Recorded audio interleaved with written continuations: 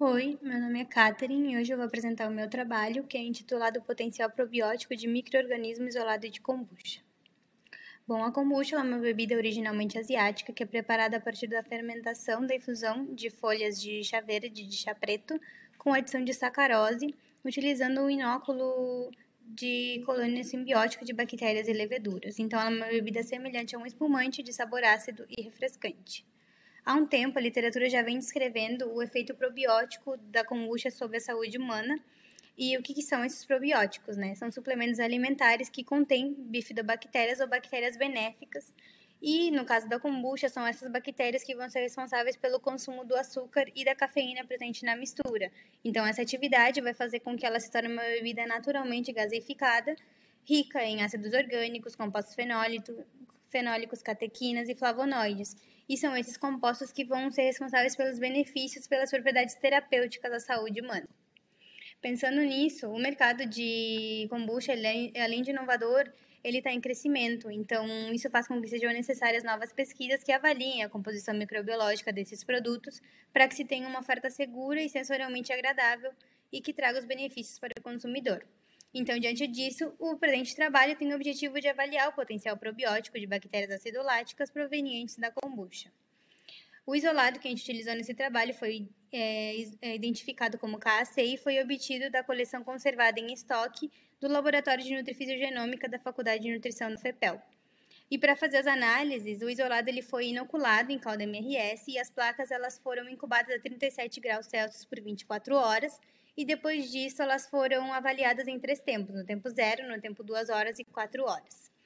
A resistência sob as condições ácidas, ela foi avaliada através de um ajuste com ácido clorídrico concentrado no MRS e se analisaram 4 níveis de pH, pH 2, pH 3, pH 4 e pH 7, que foi o nosso controle.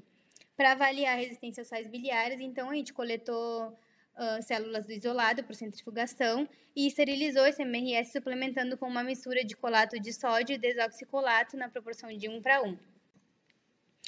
A resistência ao trato gastrointestinal ela foi simulada e o suco gástrico foi composto por pepsina, o suco intestinal por pancreatina e o efeito da presença do alimento por 0,3 ml de leite integral reconstituído a 10%. Os dados eles foram expressos em valores de log, de unidade formadoras de colônia por ml, e a viabilidade celular ela foi calculada através do percentual de sobrevivência. Então, passando para os resultados, nesse primeiro gráfico a gente tem a tolerância ao pH ácido desse isolado e a gente vê que embora tenha ocorrido uma diminuição, né, nos tempos 2 horas e 4 horas, nos tratamentos mais ácidos, que foi o pH 2 e o pH 3, quando a gente compara com o controle, não teve uma alteração significativa. E isso evidencia uma boa viabilidade do isolado. Assim como o Schur, ele analisou características fisicoquímicas e composição microbiológica de kombuchas brasileiras e ele identificou que para que se tenha uma segurança microbiológica na bebida, o pH não pode ultrapassar de 4,2 depois da fermentação. Então, esse é um aspecto positivo do nosso trabalho. Com relação à tolerância a sais biliares, a gente identificou uma proporcionalidade entre o tempo e a concentração. Então, os diferentes percentuais de sais biliares tiveram a mesma viabilidade nos tempos avaliados. Matei e colaboradores também encontraram resultados parecidos, então isso corrobora esses dados.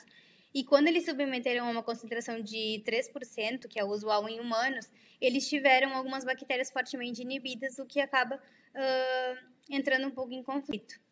Mas com relação à tolerância ao trato gastrointestinal, a gente observa que as 2 versões de pancreatina analisadas tiveram resultados similares. E os resultados para a pepsina apresentaram uma viabilidade estável em todos os tempos analisados. Isso também foi encontrado por Puspawat e Arihantana, que também utilizaram isolados de bactérias acidoláticas, e eles apresentaram também uma tolerância à acidez estomacal por 4 horas. Então, para concluir, a gente percebe que o isolado de KAC apresentou um efeito probiótico e se manteve viável nas variáveis que a gente analisou, inclusive nas enzimas intestinais. E considerando o aumento da procura por bebidas fermentadas, esse estudo ele apresenta então resultados promissores para o uso e para o consumo e para a comercialização também da bebida kombucha. Essas aqui foram as minhas referências. Eu espero que tenham gostado e agradeço a atenção.